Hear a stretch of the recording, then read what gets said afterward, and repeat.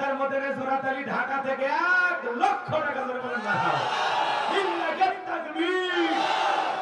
এরকম 2-3টা লোক থাকলে আর কালেকশন করা হবে আর কত সার কত বাবুতি শেখ মানুষের সব বলেন বাজার কি হবে এই বয়সে গোপন টাকা লাগছে আর কিছু গোপন আছে না কি বলছে প্রকাশ করে হ্যাঁ তাই নাকি ঠিক আছে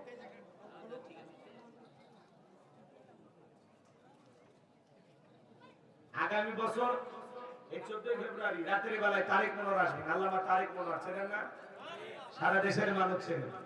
আগামী বছর ওনাকে দাওয়াত করা হয়েছে, আপনাদের এই মাহফিলে আসবেন আল্লামা তারেক মনোয়ার দামাত বারাকাতুহু আলিয়া। আল্লাহ পাক যেন তারেক গোলামকে আপনাদের সামনে উপস্থিত হওয়ার তৌফিক দান করেন, জোরে বলুন আমিন। তার সাথে আমার সাক্ষাৎ হয়েছিল, অনেক বিনয়ী একজন মানুষ, অনেক বড় মনের একজন মানুষ। আসলে প্রাণ ভরে আপনাদেরকে কথা শোনাবেন ইনশাআল্লাহ। বলার দরকার নেই, এত বলার দরকার নেই। আমি একটু পয়েন্টগুলো শেষ করব, আমার হাতে একেবারে সময় কম। আমার ভাইরা গভীর মনোযোগ দিয়ে শুনে যান বাজান। আমি গুনাহগার যে কথা বলতে চাচ্ছিলাম হৃদয়ের কান পেতে কথাগুলো শুনে যান। ধনী যাকাত দিতে চায় না, উনি ধনী মানুষ, যাকাত আসছে 1 কোটি টাকা, কোন মতে 5-10 লাখ টাকা যাকাত দিয়ে নিজের যাকাত নিজেই মেরে খায়। এরকম ধনী আছে না নাই? আর এই দেশের ধনীরা পাইছে যাকাত মানে শাড়ি লুঙ্গি, এমন লুঙ্গি কিনে দেয় 200 টাকা লিটার লুঙ্গি পরে থাকলে আর জান্নাত জাহান্নাম সব বোঝা যায়। 300 টাকা দামের শাড়ি দিয়ে ওই শাড়ি ধুয়ে দিলে শাড়ি না মশা খুঁজে পাওয়া যায় না। এই বড় লোক, এই শাড়ি তোর বউরে পরাবি, এই শাড়ি তোর মেয়েরে পরাইবি। কারণ যাকাত মানে শাড়ি লুঙ্গি না। হযরত ওমর ফারুক বলেন তোমরা যাকাতের অর্থ এমন ভাবে দাও যাতে ওই ব্যক্তি যাকাতের জন্য আর কারো দুয়ারে হাত না পাতে। কথা বলে ঠিক কিনা?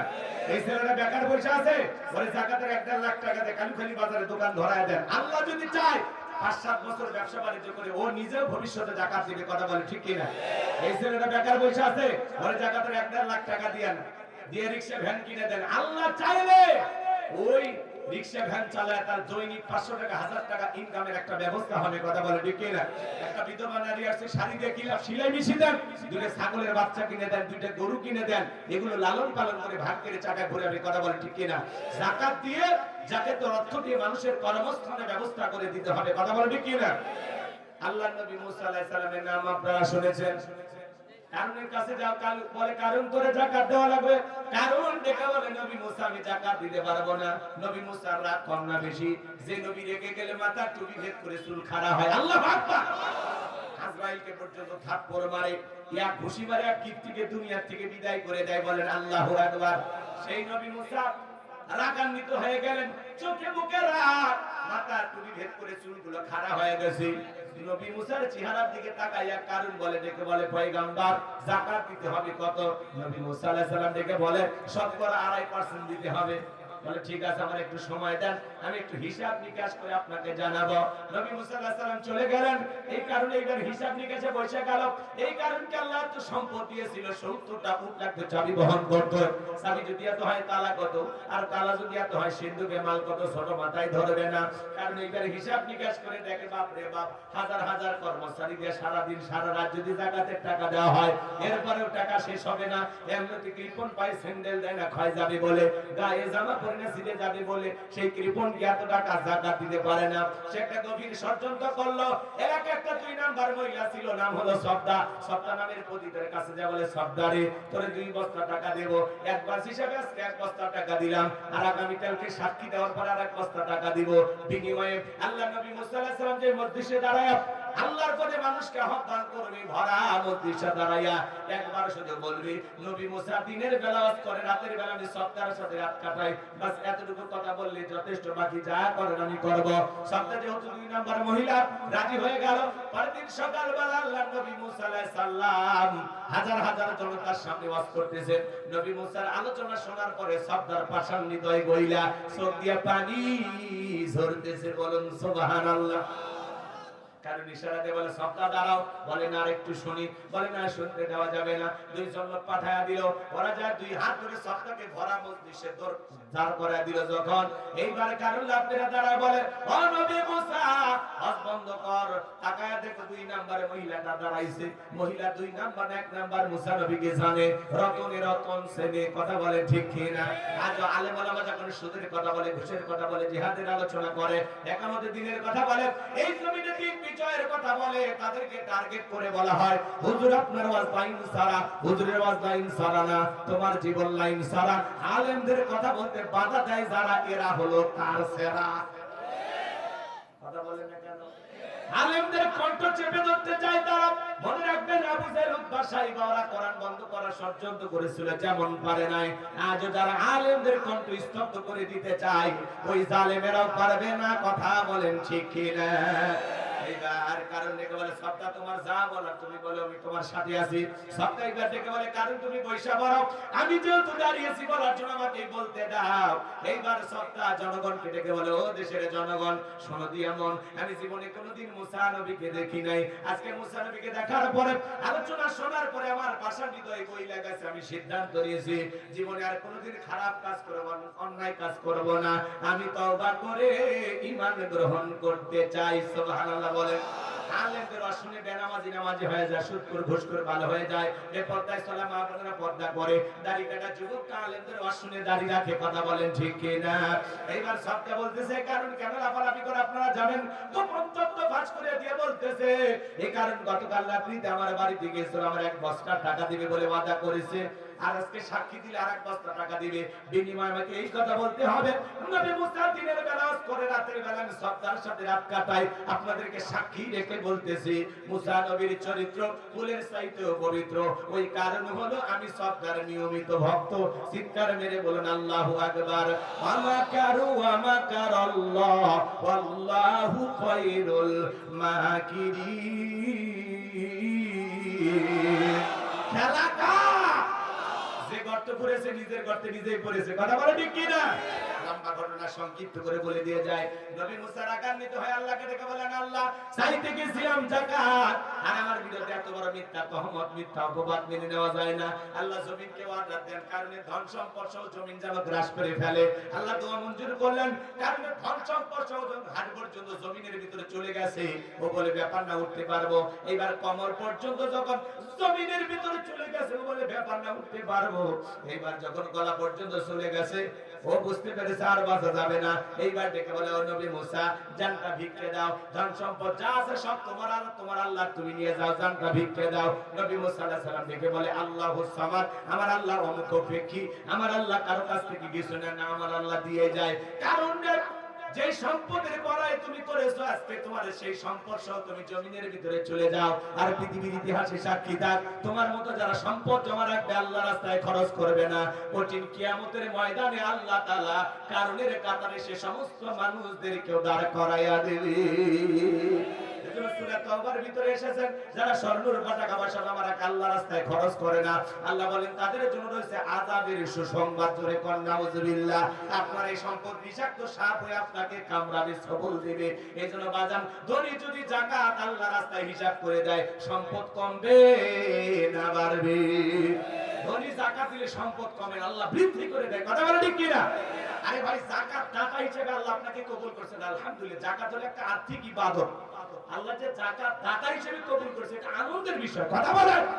হাত আল্লাহ এই জায়গায় রাখছে, আল্লাহ চাইলে এই জায়গায় রাখতে পারতো না। এজন্য ধনীর যাকাত দেওয়া ফরজ, গরিবের যাকাত খাওয়া ফরজ নয়। আমি গরিবের হাতে 1 লাখ টাকা দিয়ে দয়া বা করুণা করি নাই। গরিব আমার যাকাতের টাকা গ্রহণ করে আমাকে ফরজ ইবাদত করার সুযোগ করে দিয়ে গরিব বড়লোক দয়া করছে। আল্লাহু আকবার বলেন। এবার মুমিন বান্দার 4 নম্বরে গুণাবলী, যাকাত দিবেন তো হিসাব করে। প্রত্যেক বছর কয়বার? বছরে একদিন। পুরো বছরে একটা নির্দিষ্ট মাস, রমজান মাসে দেবেন, অন্য মাসে দিতে পারেন, যে কোনো সময় দিতে পারেন। প্রত্যেক বছর হিসাব করে আপনার কত লাখ টাকা আছে, এই শতকরা 2.5% হিসাবে হাজারে কয় টাকা? 25 টাকা। এইভাবে হিসাব নিকাশ করে আপনি দেখবেন আপনার টাকা কত লাখ টাকা আছে। যাকাতের যে 8টা খাত আছে, ওই যে বললাম আলেমদের তালিকা করে আলেমেরা কি করবে? যাকাত আদায় করবে। কারণ যাকাতের যে 8টা খাত, এটা সাধারণ মানুষ বুঝবে না, আলেমেরা বুঝবে কে কোন খাতে যাকাত পাবে। কথা বলে ঠিক কিনা? আর এই দেশে জরিপ করা হয়েছে 10 বছর যদি যাকাত কালেকশন করা হয় আর সঠিক ব্যক্তিদের তালিকা করে আদায় করা হয়, যাকাত বন্টন করা হয়, 10 বছর পরে বাংলাদেশে একজন গরিব মানুষ খুঁজে পাওয়া যাবে না যে যাকাত দিতে পারে। আল্লাহু আকবার বলে। আল্লাহ এরকম একটা সমাজ আমাদেরকে দান করুন। ছিলে বলেন আমিন। এবার মুমিন বান্দার 4 নম্বরে গুনাহ বলি, যুবক রেডি? আল্লাহ রাব্বুল আলামিন বলেন আল্লাযীনা হুম লিফুরুজিহিম হাফিজুন। মুমিন বান্দার 4 নম্বরে গুনাহ বলি, নিজের যৌবনটাকে সংযত রাখা, নিজের যৌবনটাকে কন্ট্রোল করা। মুমিনের যৌবন হোটেলে বিক্রি হবে না, পার্কে বিক্রি হবে না। মুমিন কোনদিন বিয়ের আগে অবৈধ কোনো প্রেম ভালোবাসার সম্পর্ক করতে পারে না। ওয়াল্লাযীনা হুম লিফুরুজিহিম হাফিজুন। নিজের যৌবনটাকে সংযত রাখো, নিজের যৌবনটাকে কন্ট্রোল করো। আল্লাহু আকবার বলেন। শুনেন, আল্লাহ শিশুকালে হিসাব নেবেন না, হিসাব নেবেন যৌবনকালে। আল্লাহ হিসাব নেবেন কোন কালে? যৌবনকালে। জোরে বলেন কোন কালে? হে যুবক, আমরা যৌবনকালে গুনাহ করতে ভালোবাসি, আর যৌবনকালে ইবাদত আল্লাহ পছন্দ করে। কথা বলে ঠিক না? এদিকে এদিক শোনো। বৃদ্ধকালে লম্বা সময় রুকু সিজদা করা যায় না, বয়স হয়ে গেছে, জয়েন্টে জয়েন্টে ব্যথা, বেশি সময় রুকু থাকলে মনে হয় পড়ে যাবে, বেশি সময় সিজদা থাকলে মনে দম কাটকে মারা যাবে। কথা বলেন। যে শীত পড়ছে রাত 2টার দিকে যদি একটা 70 বছরের মুরব্বি বলা হয়, চাচা পুকুর থেকে গোসল করে আসেন, চাচা বলবে ভাতিজা পুকুর থেকে গোসল করে আবার ওই টাকা নেওয়ার জন্য উঠতে পারবো তো? কিন্তু একটা যুবককে যদি বলা হয়, যুবক 2000 টাকা দিয়ে পুকুর থেকে গোসল করে আসো, যুবক বলবে হুজুর কাপড় খুলছি, টাকা বের করে। কথা বল। কারণ একটা যুবকের পাওয়ার আছে, স্পিরিট আছে, ক্ষমতা আছে। কথা বলেন। এজন্য যৌবনকালে আমরা শয়তানের অসহসয় করে গুনাহ করতে ভালোবাসি, আর যৌবনকালের ইবাদতটা আল্লাহ পছন্দ করেন। তাহলে আল্লাহর ভালোবাসায় যৌবনকালের এই সময় আল্লাহর ইবাদতে কারণে দরকার আছে না নাই? তাহলে যৌবনকালে গোলামি হবে কার? যুবক, কি মনে করো এই রঙের যৌবন একদিন জং ধরবে, কাঁচা দাড়ি একদিন সাদা হয়ে যাবে, টাইট চামড়া একদিন ঢিল হয়ে যাবে। কথা বলে ঠিক কিনা? এই যৌবনের চাকচিক্য একদিন থাকবে না। কথা বলেন না কেন? বয়সের কারণে একদিন সব শেষ হয়ে যাবে। এই জন্য আসো যুবক, আমরা আল্লাহকে ভয় করে এই জমিনে চলবো ইনশাআল্লাহ। এই যৌবনকালে গুনাহ করা যাবে না। আল্লাহর নবী ইউসুফ আলাইহিস সালাম যৌবনের পরীক্ষা দিয়েছিলেন। 2 মিনিট একটা ঘটনা বলে দিয়েছে, রাগ করবেন নাকি আপনারা? আল্লাহর নবী ইউসুফ আলাইহিস সালামকে জুলেখা গোপন একটা কক্ষে নিয়ে গেছে। যুবক শোনো, 10টা দরজায় তালা নিয়ে গেছে জুলেখা, গোপন একটা কক্ষে নিয়ে যা বলে দিলে বড় জালারে পাঞ্জাবি ওয়ালা হুজুর তো কিছুই বোঝে না, হুজুর সবই বোঝে, নারীর সলাকলা বোঝে না। কথা বলে না? এরকম একটা গোপন রুমে তুমি যদি সুযোগ পাও, যুবক কি করবা? হ্যাঁ, পার্কের সিটে গলি পাইয়ে যুবকের পীড়িতের 12 মাস। 14ই ফেব্রুয়ারিতে এমন বিশ্ব বেহায়া দিবস পালন করে, কয়েকদিন পরে ভালোবাসার কারণে মহিলা বমি করে। কথা বল না? এরকম যুবক আছে না? না, এটা বিশ্ব বেহায়া দিবস। মুসলমানের ভালোবাসা তো আপনার আমার জন্ম হচ্ছেই তো ভালোবাসার থেকে। কথা বলে ঠিক কিনা? আমাদের ভালোবাসা 12 মাস। ওই লন্ডন আমেরিকার মানুষ ওরা ভালোবাসা দিবস পালন করে, কারণ ওরা বাচ্চাকে কোলে নেয় না, কুকুরকে কোলে নিয়ে ঘরে। লন্ডন আমেরিকার মানুষ স্বামীর সামনে তার বয়ফ্রেন্ডকে নিয়ে এসে ঘুমায়, স্বামী কিচ্ছু বলতে পারে না। স্বাধীনতা কি কি? স্বাধীনতা। স্বামীর সামনে বয়ফ্রেন্ড নিয়ে ঘরে, প্রেমিক নিয়ে ঘরে, প্রেমিক স্বামী কিছু বলতে পারবে না, বললেই তার স্বাধীনতা হরণ করছে। যদি পুলিশকে ফোন দেয়, স্বামীকে তুলে নিয়ে যায়। কি জামানা চিন্তা করছে? এরকম আমাদের এই দেশেও কিছু লোক লন্ডন আমেরিকা বানাইতে চায়, আমরা এই দেশকে লন্ডন আমেরিকা বানাইতে দেব না। কথা বলে ঠিক কিনা? যুবকের দল গভীর মনোযোগ দিয়ে কথাগুলো শুনে যান। ইউসুফ আলাইহিস সালাম দেখে বলে, জুলেখা আল্লাহকে ভয় করো। জুলেখা এবার কাপড়গুলো ছিঁড়ে ছিঁড়ে দেবতার মুখগুলো ঢাকে। ইউসুফ নবী দেখে বলে, জুলেখা কাপড়ে ঢাকিলে তুমি দেবতার মুখ কি দিয়ে ঢাকিবা? তুমি বিধাতার মুখ। জুলেখা কাছে আসে আর বলে, ইউসুফ তোমার চোখ দুটো ভারী সুন্দর। ইউসুফ আলাইহিস সালাম দেখে বলেন, এই চোখ যে আল্লাহ সৃষ্টি করেছেন তাকে ভয় করো। ইউসুফ আলাইহিস সালাম অন্তরে কার ভয়? ইন্নী আখাফুল্লাহ। অন্তরে আল্লাহর ভয় না। আল্লাহকে ডেকে বলেন, আল্লাহ জুলেখার মনের অবস্থা আমি বুঝতে পেরেছি, একমাত্র আপনি পারেন আমাকে বাঁচাইতে।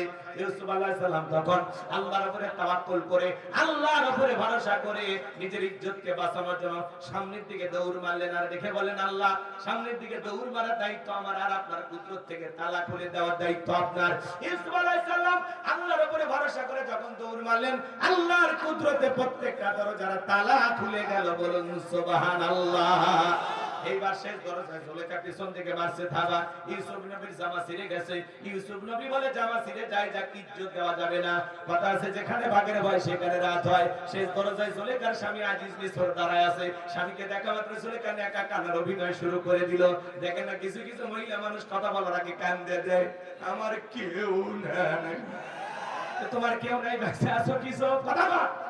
কিছু কিছু মহিলা কথা বলার আগে কান্দে দেয়, চোখের মনে পানি লাগেই থাকে, চোখের মনে মোটর